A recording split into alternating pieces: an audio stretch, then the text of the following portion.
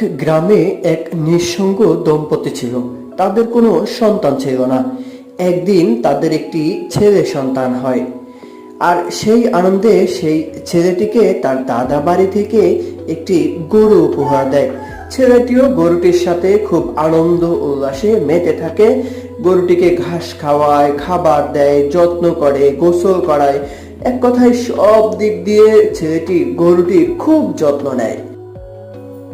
গরুটিও শিশুটিকে খুব ভালোবাসে। দুজন আনন্দ উল্লাসে বড় হতে থাকে।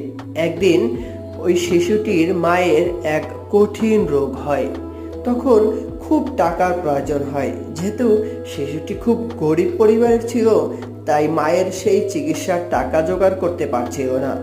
একদিন সে তার বড় সেই গরুটি বাজারে নিয়ে যায় এবং সেই বিক্রি করে সেই টাকা দিয়ে মায়ের চিকিৎসা করান। এতে শিশু